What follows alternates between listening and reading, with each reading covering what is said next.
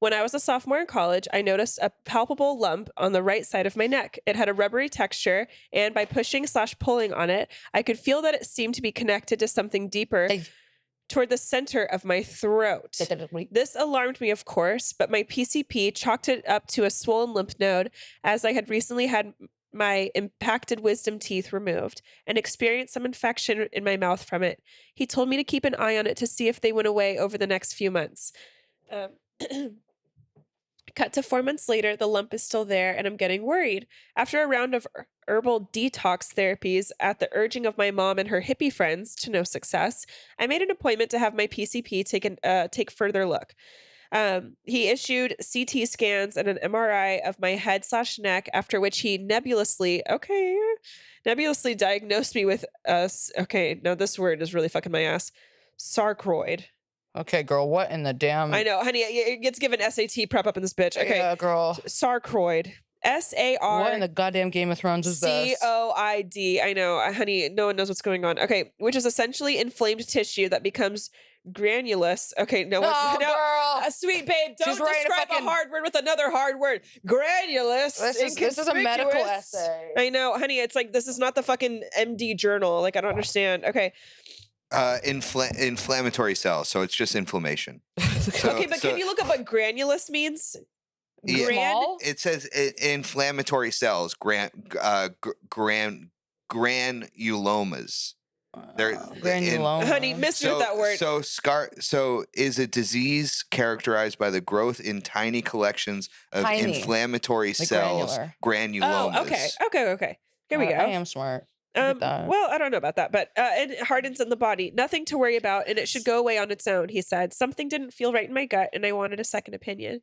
I ended up seeing an ENT specialist who was also at a loss, but was determined to look further into it. He passed my scans around to various colleagues in the hospital as I became something of a mystery case. Meanwhile, they scheduled me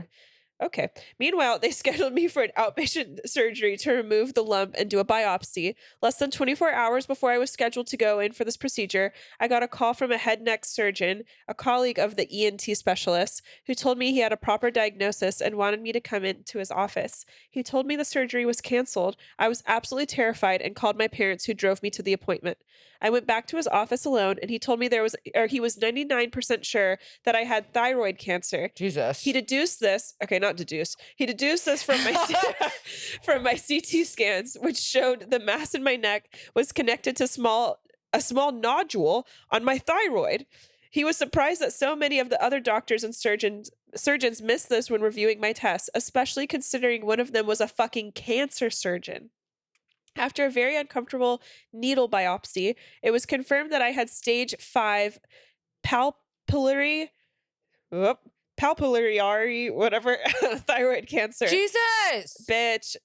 Which, though highly treatable, had metasized throughout my neck and chest. No, you are too smart. Bitch, I'm sick, and I'm reading all these words. You're gonna have to dumb this shit right on down. Well, I don't know about that voice, but this is like how doctors talk to you when you get cancer, though. Okay, they just, that's actually another thing. Well, then stop being confusing. Talk to us the way that what's his name, Donald Trump, would address the United States of America. You have a thick neck. But one thing I want to say really quick. Very bad. It's looking very bad. One of my favorite memories of me being in the doctor, like this doctor was like just like rattling off all these medical terms about like my like epilepsy and shit to me, and my mom goes, "Okay, talk to us like we're people. We don't know what you're saying. Okay," and just like shut him down. She goes, "I don't know what that means." And I was just like, oh, fuck. Yeah. And it was so funny. And my mom is a fucking, like, grizzly fucking she-wolf, and usually it embarrasses me. But, like, I was so fucking happy that she, like, went off on that fucker. Because, yeah, I didn't know what the fuck he was talking about. I was like, oh, what? Yeah. Like, Jesus. Like, stop saying granular nodules. Yeah. Like, if you say that to me, I'm going to literally hit myself in the head with a hammer because I don't know what the fuck's going on. Okay. Anyways. I'll eat a fucking Twinkie and leave. Okay. After a very uncomfortable needle, it metasized throughout my neck and chest. The scariest part was Metastasize. Metastasize. I didn't like your tone, and I don't like the way that you're sitting. Okay, through the neck and chest.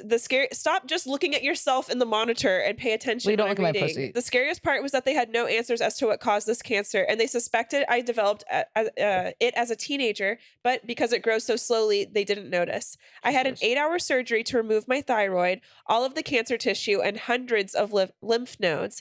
I was in the ICU for 2 days and spent Christmas in the hospital. It was awful. Furthermore, I was told by the surgeon after that, the cancer was less than 1 millimeter from invading my voice box, and that had it compromised it, they would have had to remove it during surgery. But I would have woken up without the ability to ever speak again. Fucking horrifying. I had to do an insane. That's so insane.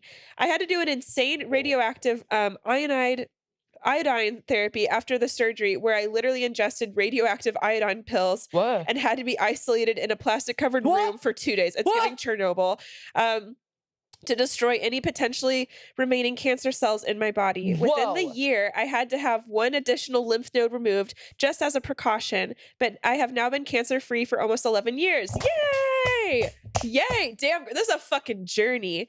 Long story short, always get a second opinion. I know people always say this, but in my case, it actually saved my life. Honey, get a second and third opinion up in this bitch. Side note, I love the podcast. Gabby, Harper, and Lee have given me lots of laughs and entertainment, for which I am very grateful. Love you. We love you so much. Okay, wait, did you finish all your stories? Yeah. I finished all my stories. Yeah, we got through the stories today. That's awesome. Nice. Thank you so much for writing in, everyone. That was incredible. I am so sorry you went through that.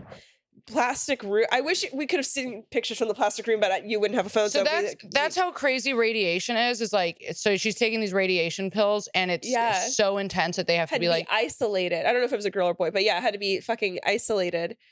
That is so fucking scary. How do we survive like microwaving yourself? Literally, like microwaving yourself from like from the fucking inside out. How do we survive that? I mean, you look at people like the chemo is like fighting the cancer, but it's also killing your body, which is why that's what chemo is, right?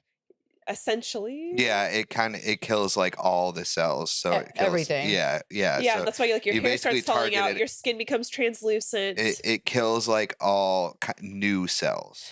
So the cancer is like a new growth. So it just goes in there and just rips everything. Yeah, all like rapidly generating cells, like hair, like skin, like like those are all rapidly generating cells. So okay, I get when you have cancer and you have to shave your head, it's because your hair is falling out. Your hair is falling out. Yeah, it's like coming out in clumps. And is that a cause of the cancer, or is that chemo that's doing that? So if you weren't, I feel like that's the treatment. That's because your hair is a rapidly generating cell. Like your hair cells are rapidly generating. So if you weren't getting treatment for cancer, would your hair fall out? No. Okay, so it's just the treatment that causes the hair loss. Okay. Yeah.